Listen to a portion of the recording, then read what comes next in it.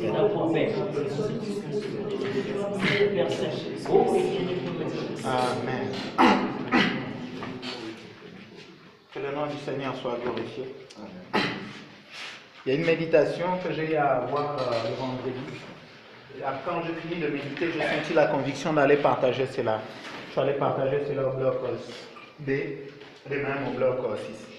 Ce sont des vérités très importantes. Aujourd'hui même, quand j'ai bavardé avec certains frères, j'ai eu même aussi épinglé cela. Ça tombe même bien en discuter de cela. Cela ramène encore que nous puissions parler de cela. On va parler de la femme vertueuse. Vous savez, beaucoup de gens évoluent spirituellement. Ils ont l'onction, ils ont la puissance. Il y a un problème sérieux de choix. Il y a un problème sérieux de critères qu'ils mettent devant eux pour choisir la bonne femme. Il y a plein de notions que l'homme souvent passe à côté quand il s'agit de choisir. Excusez. Il ne met pas de critères. Il voit juste la beauté et ses yeux sont aveuglés. On va parler de cela. Oui, le moment viendra un jour que nous puissions nous marier.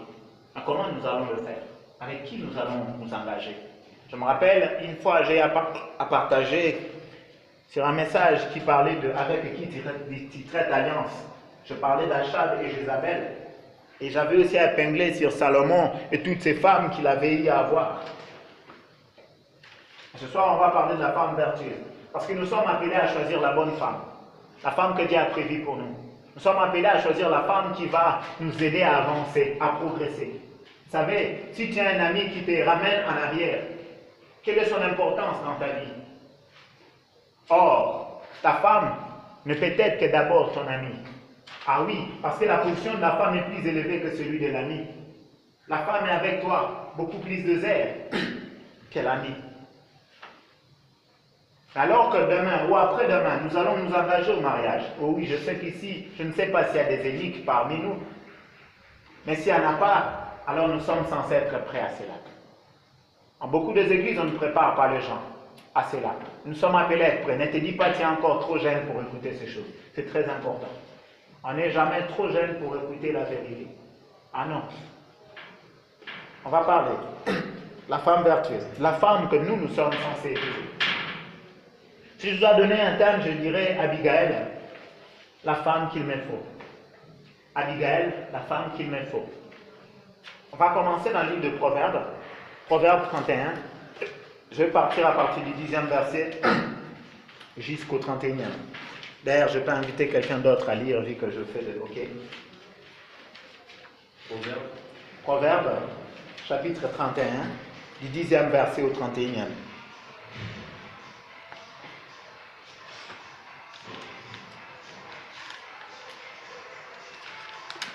Vas-y, lis s'il te plaît.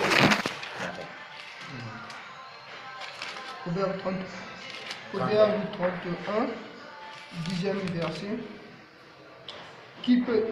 Qui peut trouver une femme vertueuse? Elle a bien plus de valeur que les perles. Le cœur de son mari a confiance en elle, et les produits ne lui feront pas défaut. Elle lui fait du bien et non du mal, tous les jours de sa vie. Elle se procure de la laine et du lait, et travaille d'une main joyeuse. Elle est comme un navire marchand. Elle amène son pain de loin. Elle se lève lorsqu'il est encore nuit, et elle donne la nourriture à la maison et la tâche à ses servantes. Elle pense à un champ et elle l'acquiert. Du fruit de son travail, elle plante une vigne. Elle saigne de force ses reins, et elle affermit ses bras. Elle sent que ce qu'elle gagne est bon. Sa lampe ne s'éteint pas pendant la nuit. Elle met la main à la quenouille, et ses doigts tiennent le fuseau. Elle tend la main au malheureux. Elle tend la main à l'indigent. Elle ne craint pas la neige pour sa maison, car toute sa maison est vêtue de cramoisi. Elle se fait des couvertures. Elle a des vêtements de fin lin et de pourpre. Son mari est considéré aux portes lorsqu'il siège avec les anciens du pays. Elle fait des chutes.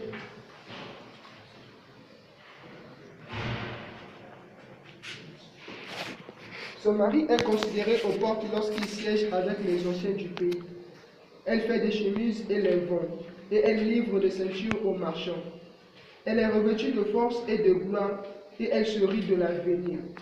Elle ouvre la bouche avec sagesse et des instructions aimables sur sa langue.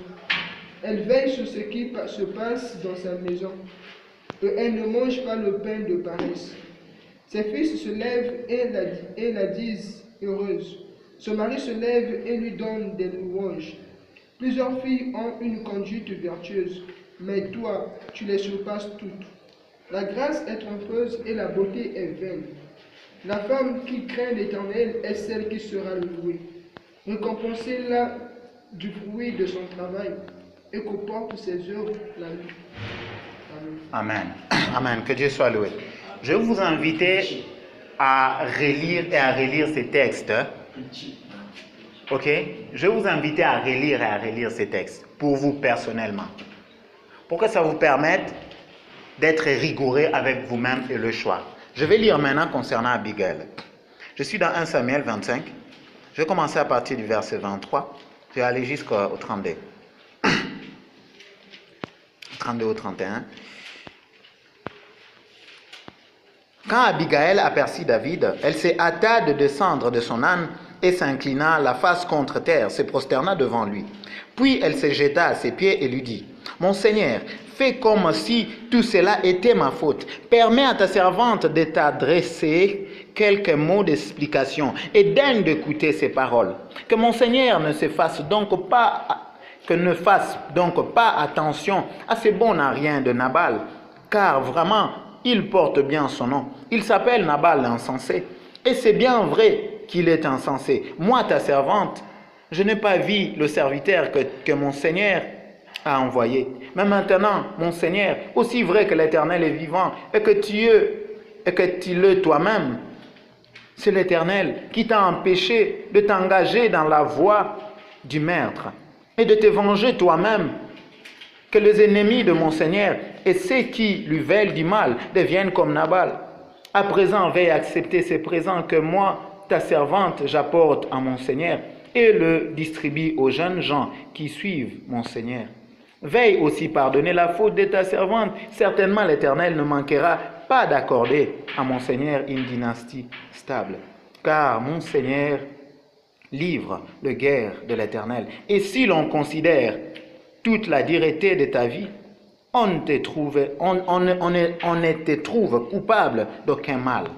Si quelqu'un s'avise de te poursuivre pour t'ôter la vie, l'Éternel, ton Dieu, gardera la vie de mon Seigneur pour que tu restes au nombre de vivants, mais il jettera la vie de tes ennemis au loin, comme avec une fronde. Lorsque l'Éternel aura accompli pour mon Seigneur tout le bienfait qu'il t'a promis et qu'il t'aura institué comme chef d'Israël, alors mon Seigneur n'aura ni remords ni trouble de conscience pour avoir tué quelqu'un inutilement et s'être vengé lui-même. L'Éternel fera du bien à mon Seigneur et tu te souviendras de ta servante. Le verset 32, David répondit à Abigail, « Béni soit l'Éternel, le Dieu d'Israël de t'avoir envoyé aujourd'hui sur ma route. » Amen. Abigail est la femme de Nabal. Nabal signifie méchant. Nabal est un homme méchant. Sa femme, dans cette interprétation, son nom signifie insensé. Mais Nabal, au verset 3 de ce même chapitre, on nous donne la différence entre Nabal et Abigail. Cet homme, un descendant de Caleb, s'appelait Nabal. Sa femme, Abigail, était très intelligente et belle, tandis que son mari était dur et méchant. Je vais nous relater l'histoire. David est devenu comme un fugitif. Il est en train de courir. Il a une bande de personnes, 600 personnes qui sont avec lui, 600 hommes avec leurs femmes et enfants. Un homme riche, ses tondeurs, ses éleveurs étaient allés tondre dans le même endroit où David était. David a veillé sur le bien de cet homme sans que cet homme le sache. Alors, quand il est venu le moment de fête, David s'est dit, mais cet homme peut m'aider à prendre soin des gens qui sont autour de moi pendant le temps de fête. Il envoie quelques serviteurs vers Nabal. Nabal va répondre durement, il va dire, mais qui est David? Qui est David, le fils d'Isaïe? Il y a bien beaucoup d'esclaves qui fuient leur maître. Qui il est pour moi? Est-ce que moi, au lieu de donner mes affaires Au lieu que je nourrisse mes tondeurs, je vais lui donner à lui. Le tondeur, autrement, ce sont les éleveurs.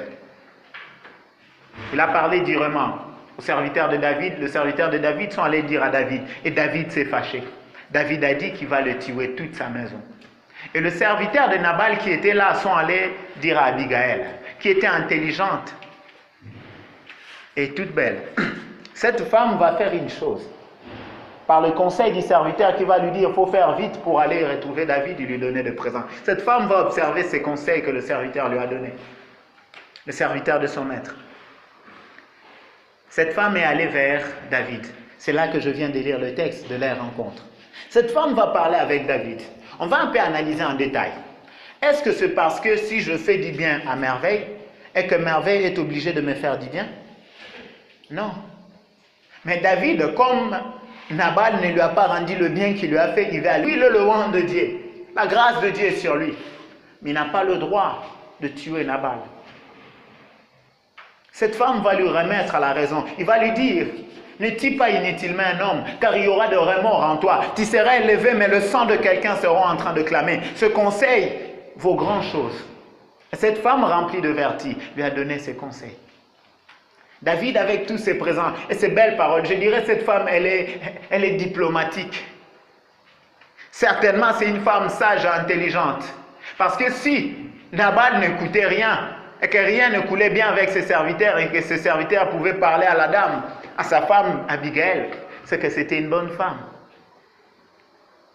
Abigail est le modèle que je trouvais dans la Bible de cette femme qu'on vient de lire, dont la maman d'Élémiel lui donne un conseil du type de femme qu'il doit épouser. Élémiel, c'était un roi. Et sa maman lui donnait des conseils du type de femme qu'elle doit épouser. Une femme qui est vertueuse, mais au-delà de cela, une femme qui craint Dieu. David, dès que Nabal était mort, Nabal est mort à cause de sa méchanceté. Dieu va frapper Nabal à cause de sa méchanceté. Mais quand Nabal va mourir, David va aller prendre Abigail. Quelle était mon approche auparavant? Sachant que David il voulait trop de belles femmes, voici pourquoi il est tombé vers Bathsheba. Je n'aimais pas trop ces textes. Le fait que David était allé prendre Abigail. Je méditais le vendredi et arrivé à ce point, je ne voulais pas lire. J'écoutais au fond de moi, oh mon ami, lis le texte. J'ai lu le texte, j'ai analysé le texte, j'ai compris que cette femme, elle était particulière. J'ai écouté au fond de moi, mon ami, qui peut éviter, qui peut refouler une femme vertueuse? Même si son mari est mort, même si elle est veuve, qui va refuser une femme vertueuse? Vous savez, une femme vertueuse ne peut que t'amener de l'avant. Le conseil que Abigail a donné à David lui a amené de l'avant. Ça ne lui a pas amené à perdre son énergie physique à tuer. Quelle est la femme que tu vas épouser? David n'a pas hésité. Il est allé vite prendre Abigail. Il a envoyé ses serviteurs de que Nabal est mort. Oh oui, je ne te dis pas de courir vers une femme veuve. Je vais te dire une chose. Nous sommes censés épouser des femmes vertueuses. Je parlais aujourd'hui avec quelques frères. Je crois que le frère Merveille aussi a déjà écouté ce message. Qu'un homme, un homme de Dieu, il œuvrait dans l'onction, il chassait des démons comme pas possible à une église là-bas au pays. Il est devenu un frère et finalement on l'a oint comme pasteur. Il avait eu son église, il a épousé une femme. Cette femme-là volait le chaînette à l'église. Elle vole le chaînette de serre, elle vole des choses à l'église. Un jour on l'arrête. Et la femme propose aux policiers de coucher avec elle et de la libérer. Oui, c'est un homme de Dieu, oui, c'est un pasteur, oui, il a l'onction. Mais cette femme a ruiné sa vie jusqu'à ce qu'il est mort. Il est mort jeune. À cause du fait que chaque fois, sa femme commettait de bêtises, son cœur était rongé. Ah oui, aujourd'hui tu te dis, tu es jeune, cette fille-là, elle a de bonnes formes. Ah, cette fille-là, apparemment, elle me plaît. Mon ami, laisse-moi te dire qu'on n'épouse pas une femme à cause de coups de foudre. Je vais vous dire encore une autre vérité. Jacob, dans un intervalle de 1 mois, la Bible dit qu'il aima Rachel. Non, on doit aller lentement. Qu'est-ce qui se passe? Jacob, quand il quitte chez son père, il quitte chez son père avec l'idée de se marier. Donc Jacob s'est déjà fait le modèle d'une femme. Donc Jacob a déjà fait naître cet amour-là. Parce que l'amour en soi, c'est une disposition dans le cœur à donner l'affection à l'autre et à recevoir. Donc Jacob avait déjà préparé cette disposition-là. Donc dès qu'elle retrouve Rachel, elle déverse tout son amour. Et cela est un risque. Rachel, oui, elle est belle. Mais qu'est-ce que Rachel fera? Elle va prendre le téraphim de son père, des idoles. Elle va cacher ça. Sa mort est précoce parce que son homme, son mari Jacob, a eu à maudire celui qui avait pris le téraphim. Ah oui, il a été trop vite à aimer Rachel. Oui, Rachel, elle est belle. Oui, Rachel, elle est comme ça. Ben oui, mais pourquoi Rachel, elle est morte? Parce que Jacob lui-même lui a maudit. Les amis, ce n'est pas la beauté d'une femme qui doit t'obliger à l'épouser. Ce n'est pas parce qu'elle parle en langue. Ce n'est pas parce qu'elle prophétise. Mes frères, il y a des hommes qui se sont mariés parce que cette sœur-là, elle chante bien à la chorale. Ah oui, comme ça, à la maison, au lieu de cuisiner, elle va commencer à chanter. Oh, réveillez-vous les gars. Vous devrez être sévères avec vous-même. On va entrer un peu en profondeur. Avant de pouvoir penser à te marier, tu dois d'abord t'analyser toi-même.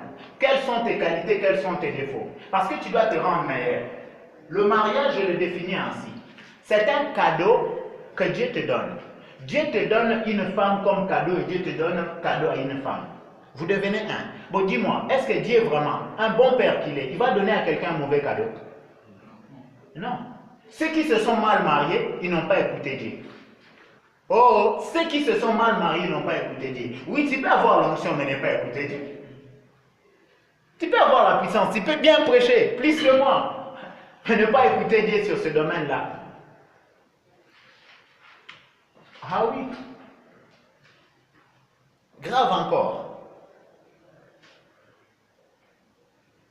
Comme Dieu doit te donner un cadeau à quelqu'un, si toi-même tu vois que tu n'es pas bon, tu crois que Dieu va te donner une bonne personne? Oh, oh, réveillons-nous, réveillons-nous. Tu crois que Dieu va te donner une bonne personne? Toi, tu es le genre d'un véhicule VW. Tu crois que Dieu va te donner un BMW pour déplacer un BMW? Non, ça ne fonctionne pas. Tu es VW, il va te donner un VW. Oh, et c'est ça. Qui tu es? Tu es censé t'améliorer avant de trouver une bonne femme. Vous savez, si tu ne t'améliores pas, le critère même de ton choix ne sera pas élevé. Ah oui. Voici. Auparavant, tu n'étais pas chrétien. Tu pouvais voir une fille, la draguer, aller vers elle. Quels étaient tes critères? C'était qu'elle soit belle, qu'elle me parle bien. Mais aujourd'hui que tu es chrétien, premier critère, elle doit être convertie comme toi. C'est bon critère, elle doit avoir de vertu. Oh oui, aujourd'hui tu as lu ce vertu, tu dois encore le lire. Cette femme doit avoir de vertu. Mais auparavant, ce n'était pas ça. Auparavant, c'était elle parle bien, elle me sourit bien, elle me plaît, c'est fini. Mes frères, au fil des années, nos critères montent. Si tu fais l'erreur d'épouser une femme, pas selon des critères élevés, il y a un problème. Grave encore. Les critères que toi-même tu vas placer ne seront pas exacts parce que tu ne te connais pas assez. Paul dit, qui connaît l'homme si ce n'est son esprit? Alors que le critère que toi tu vas noter, ça sera selon ton âme et non selon ton esprit. Et c'est là que deux fois nous écrivons selon nos critères, mais Dieu nous donne des personnes qui ne sont pas tellement dans nos critères. Mais Dieu sait que dans notre esprit, c'est ce que nous voulons. Dieu sait que pour arriver à la destinée, c'est cette femme-là qu'il faut à ces derniers. L'amour que Jacob avait pour Rachel, il n'a pas pu le récupérer. Oh oui, Rachel est morte tôt. Elle est morte tôt. Je ne sais pas comment même parler ça en français. Mes amis, on doit commencer à nous analyser. Qui suis-je? Comment je me conduis? Je vais préciser encore certaines choses. Tu n'as pas le droit d'aller vers une fille sans avoir les intentions de l'épouser. Ah oui, parce que quand tu vas vers une fille sans les intentions de l'épouser, il n'y aura pas de normes, il n'y aura pas le poids dans votre relation. Parce que tu ne penses pas à l'avenir. Mais si tu pars vers elle pour l'épouser, tu vas penser directement aux enfants, comment les enfants seront éduqués, où les enfants vont grandir. Amen. Amen. Du coup, tu as conscience des critères et du choix. Si tu prends une femme qui fait ta honte devant la porte, si tu prends une femme qui est paresseuse, Si Abigail n'était pas une bonne femme, Nabal allait mourir. Et elle-même, Abigail, allait mourir. Amen. J'ai dit aux frères, dans le couloir, il y a deux types de femmes.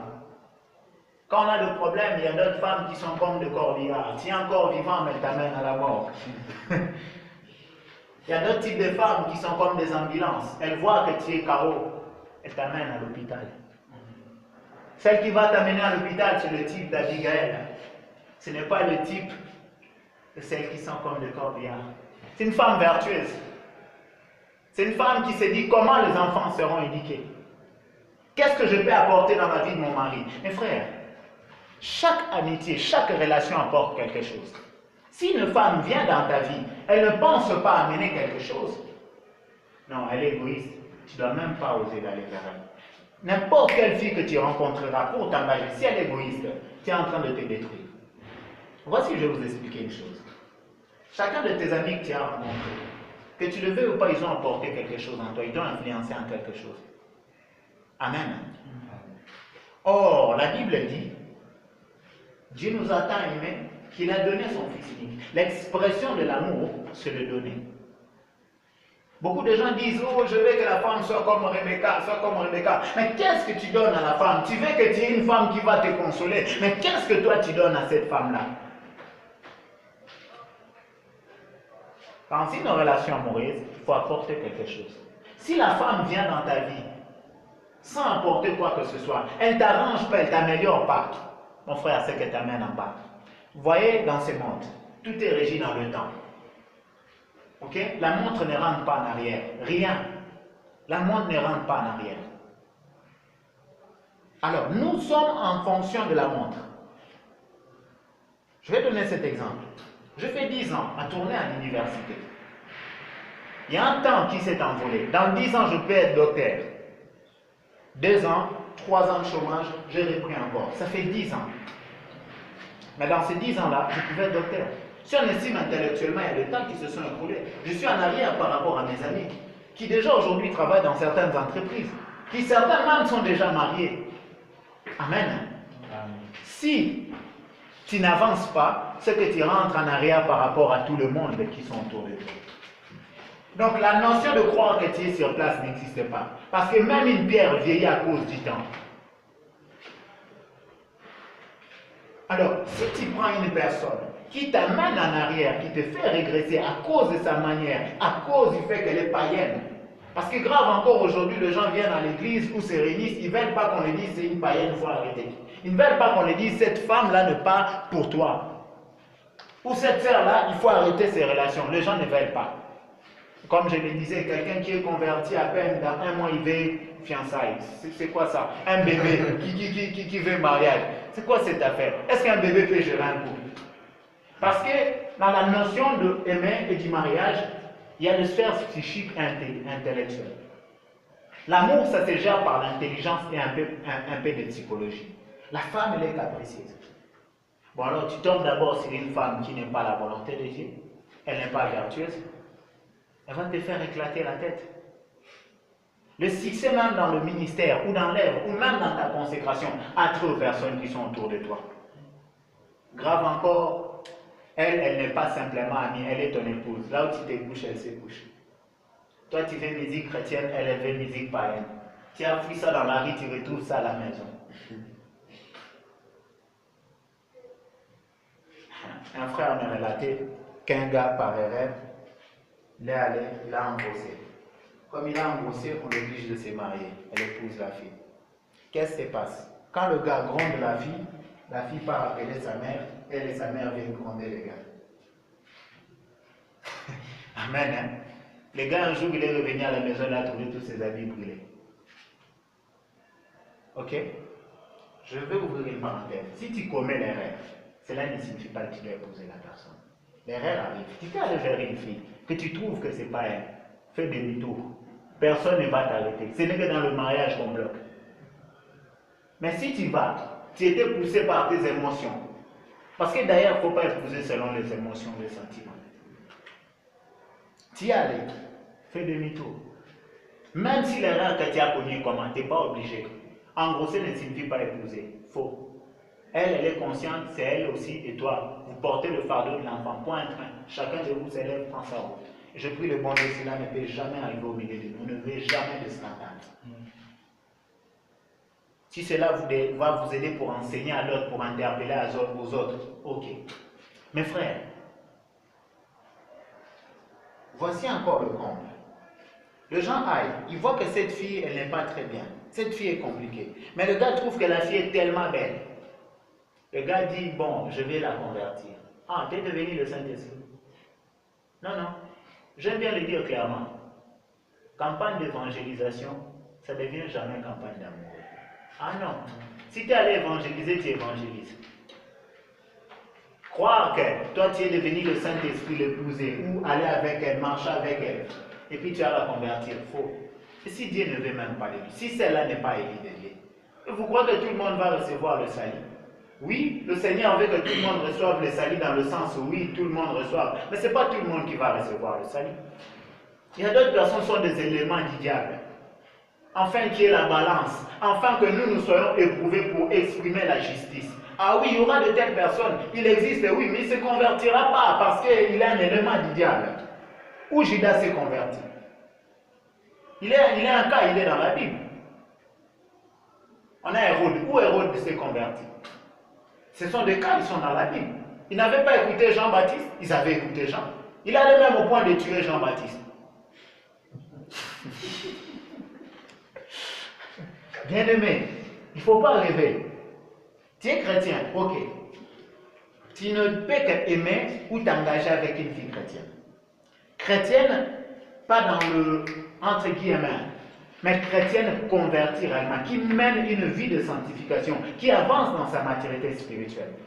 Ce n'est que celle-là qui peut prendre conscience qu'elle doit travailler le vertu. C'est celle-là qui ne peut que comprendre qu'elle doit être un bénéfice pour toi. Oui, dans le monde aussi, nos parents y ont épousé d'autres femmes qui ont été un intérêt pour eux. Oui, la sagesse du monde aussi a aidé, mais la sagesse du monde a des faiblesses. Mais la sagesse de Dieu, elle est totale. Nous, au-delà que la femme doit être vertueuse, mais la femme doit avoir encore la crainte. Des fois, je me pose cette question. Oui, je épouse une femme, mais je ne suis pas avec elle 24 heures. Si elle a de mauvaises idées, est-ce que moi je vais aller arracher ça dans sa tête? Non. Mais si ma femme, dont je dois épouser, avant de m'épouser, elle a épousé Jésus-Christ. Jésus-Christ est 24 heures sur 24 heures. Donc c'est dont moi je ne saurais pas l'empêcher de penser, ou le mal qu'elle voudra faire, le Christ va lui dire d'arrêter. Quand tu épouses, ou quand tu vas vers quelqu'un qui est dans la communauté chrétienne, qui a accepté Jésus-Christ, tu es dans une certaine sécurité. Ce n'est pas toi le seul à veiller sur ta femme, le Christ est en train de veiller sur elle. Apprenons à regarder les choses en face, à mettre les émotions de côté. Peut-être qu'aujourd'hui, tu n'as pas ces idées-là en tête. Mais le temps viendra, peut-être après 5 ans, 4 ans, 3 ans, oui, peut-être 10 ans, où tu vas te dire, bon, maintenant je dois m'engager. Rappelle-toi de ce que je suis en train de te dire. Tu dois veiller à ce que ce soit une bonne femme. Tu dois prier suffisamment pour écouter la voix de Dieu. Ah oui, les hommes de Dieu se sont fait du mal. Encore un autre témoignage. Un homme de Dieu qui était marié et avec sa femme, ça n'allait pas, ça bardait à tout moment. Au point qu'un jour, il dormait et il écoute seulement à l'intérieur de lui. Enlève tes mains, pose-les ici. Dès qu'il met ses mains ici, il écoute un coup de manteau. Paf! Ses doigts se sont cassés. Imaginez-vous si le marteau avait touché ici. N'est-ce pas que c'est la mort? Hein? Ah oui, il est un homme de Dieu. Mais voici la femme qu'il a épousée. Jusqu'au point pour qu'il soit sauvé, l'esprit de réparer. Quelle vie tu vas mener? Quelle conduite tu auras de toi-même? Mes frères, soyons exigeants. Je vais donner une autre parenthèse. Je vais être un peu concret. Vous savez, ça nous arrive de marcher en cours de route, ou d'être avec certaines sœurs, ou des amis, qui commencent à présenter une attention pour nous, vouloir qu'on soit avec eux. Comme elles sont nombreuses, nous on est petits, c'est normal, elles font ça, c'est une compétition et tout ça. Elles deviennent même brunes à printemps, elles deviennent sombres et tout ça, on ne comprend rien. Alors, il y en a de ces gens qui viennent et qui veulent être avec nous. Mais il y a des fois, je me retrouve, je la regarde, je dis, mais elle n'est pas belle. Si aujourd'hui je suis sous le choc ou sous le fait, on appelle ça quoi, clin d'œil ou quoi là, je ne sais pas comment on appelle ça. Hein? Non, pas coup d'œil. Coup de foudre. Coup de foudre. Bon, tu vois, si je l'accepte par coup de foudre, parce que le coup de foudre passe. Quand le coup de foudre va passer, et que si je l'ai déjà épousé, à chaque jour quand je rentrerai à la maison, je serai en train de me plaindre que ma femme n'est pas belle. Et qu'en cours de route, je vois des femmes belles. Ok? Et ça, c'est quelque chose de concret. Tu dois épouser la femme qui te plaît. L'amour ne vient pas dans le mariage. L'amour commence avant le mariage et s'agrandit dans le mariage. On n'entre pas, on n'épouse pas une femme parce que le frère Claude a dit cette fille-là est bien. Non. On n'épouse pas une femme parce que le pasteur a dit cette femme-là est bien. Non, non, non, non. Tu dois tomber amoureuse de cette femme-là. Ton cœur doit battre pour cette femme-là. Beaucoup sont entrés dans le mariage et puis un temps quand il est élevé, il dit non, je vais prendre une femme du ministère, une femme très belle. Comme aujourd'hui, on a beaucoup de pasteurs qui ont des femmes très belles. Il dit non, non, non, moi aussi je veux une femme belle. Je voyage beaucoup, ma femme doit concurrencer ces femmes-là. Pourquoi? Il avait épousé parce que c'était la cousine de leur pasteur, parce que c'était l'intel de leur pasteur. Veille sur toi, demande-toi, est-ce qu'elle me plaît réellement? Ah oui, elle est vertueuse, mais aussi le fait qu'elle doit te plaire. On n'épouse pas seulement parce que la personne te plaît. Là, on est emprisonné dans le sentiment. Ta tête doit travailler. Est-ce que cette femme... Je vais donner un autre exemple. Tu es l'aîné de la famille. C'est toi qui dois porter le fardeau de votre famille. Tu épouses une femme aussi qui est l'aînée. Donc vous devez vous porter le charge de toutes les deux familles. Vous allez finir par craquer. Si elle n'a pas le don pour cela, et que Dieu ne la bénit pas pour cela, vous allez craquer. Il y a deux fois le besoin de faire l'équilibre. Que comme toi tu portes trop le fardeau de la famille, qu'elle ne puisse pas porter. Mais si Dieu fait que vous devez vous porter, à prier beaucoup pour que Dieu vous donne la grâce. Ah oui, ces aspects-là, nous ne le voyons pas. Il y a la famille derrière nous qui nous tire. J'ai besoin d'habits, j'ai besoin de minerval, j'ai besoin de ceci. Et dans sa famille aussi, et j'ai besoin de ceci. Amen. Hein? Beaucoup de couples ont craqué pour cela. Je crois qu'on aura beaucoup de temps d'en parler. Ok? Mais je nous interpelle d'abord. Oui, ton cœur va battre pour une fille. Ah oui, là-bas dans notre blog, j'ai demandé aux gars, est-ce qu'il vous est arrivé déjà de draguer une fille ou de parler avec une fille? Les amis m'ont dit oui. Je suis allé, la fille, elle me plaisait. Ok, ça arrive qu'une fille puisse te plaire. Vous n'êtes pas de métal, ok? Vous n'êtes pas de bois. Ok? Mais je vous l'ai dit et je le répète, en vérité, n'avance jamais vers une fille si tu n'as pas les intentions de te marier à elle. Le jour où tu te lèveras pour aller vers une fille, sois sûr que dans ta tête, les intentions sont celui de t'engager au mariage. Parce que si ce n'est pas celui de t'engager au mariage, les critères seront faibles. Et quand les critères seront faibles, il y aura ceci. La femme a du charme, Dieu la créance. La femme, même si au départ tu ne la trouvais pas belle, plus tu vas passer du temps avec elle, plus son charme va t'emprisonner. La femme, c'est comme une araignée qui, tu la vois ici, mais les toiles sont partout. Dès que toi tu t'approches souvent, tu es enfermé dans ce toile. Oui, elle n'est pas belle, mais elle te donne trop de cadeaux. Tu dis certainement c'est la bonne femme. Ah, quand vous allez entrer dans le mariage, tu as beaucoup d'argent qu'elle, ces cadeaux ne vaut plus rien. C'est là que tu vas remarquer qu'elle n'est pas belle. Or, au départ, tu étais venu juste donner des amis. Et puis là, elle t'a aveuglé à cause de ses charmes. Et c'est normal, Dieu les a créés ainsi. C'est à toi de veiller. C'est ainsi, moi, je donne un conseil clair aussi de fois aux frères quand nous allons évangéliser. Si tu pars d'évangéliser une sœur et que tu commences à avoir de l'affection pour elle, mon ami, tu dois arrêter l'évangélisation. Tu dois demander à un autre frère d'aller évangéliser. Ah oui, parce que tu vas t'emprisonner. Parce que quand tu as déjà de l'affection pour une fille, si elle te tente, tu vas tomber facilement. Mais celle dont tu n'as pas de l'affection pour elle, si elle te tente, tu vas fuir. Ah oui. Ah oui, on va se lever, on va aller évangéliser. Dès qu'il y a de l'affection qui commence à naître pour une fille, tu dois prendre tes distances. C'est chose que je vous dis, moi-même je le pratique. Dès que je vois une fille commencer à avoir des intentions comme ça, je fuis. Il y a d'autres filles où j'évangélise ou qu'on est ensemble, on parle. Un dimanche, je prie, ou un samedi, je prie. L'Esprit me dit, cette fille commence à t'aimer. Tu dois faire une semaine sans l'écrire. Je dis, ok, merci. Une semaine sans l'écrire, l'affection a baissé. Amen. J'en ai vu de ce don. Elle a besoin de quelque chose, tu l'aides. Ah, j'en ai vraiment vu, hein, mes frères. Tu l'aides. Après quelques jours, le Seigneur te montre en songe que cette fille-là, elle commence à te tenter. Ah, dis-moi, je t'ai fait du bien, tu commences encore à me tenter. Effectivement, quand la fille vient chez moi, elle fait le même acte que j'avais vu en songe. Heureusement, j'avais prié pour être solide. J'en ai vu d'autres, j'ai à la faire du bien. Elle a commencé à faire naître de l'affection pour moi ailleurs dans la ville où elle était. Et quand je pars dans cette ville-là, elle agit d'une manière bizarre. Quand la fille me voit parler avec d'autres personnes, elle agit d'une manière bizarre. Elle est devenue jalouse pour rien du tout.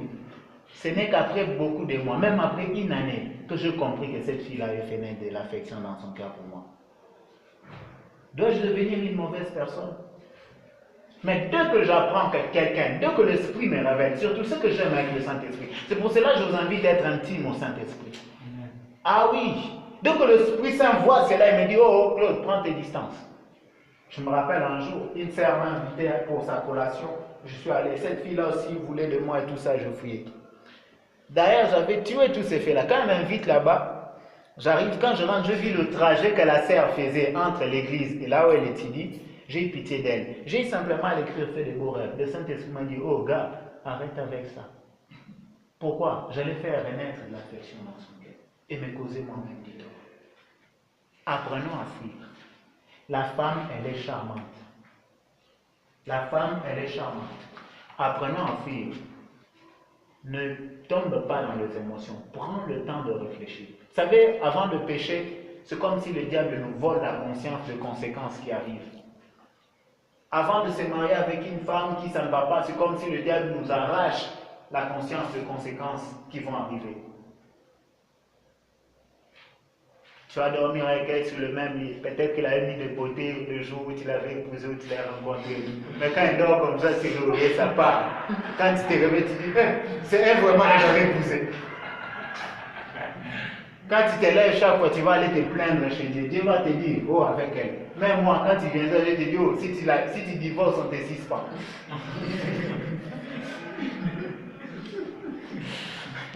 Que Dieu soit loué. Amen. Que la gloire lui soit rendue. On va prier.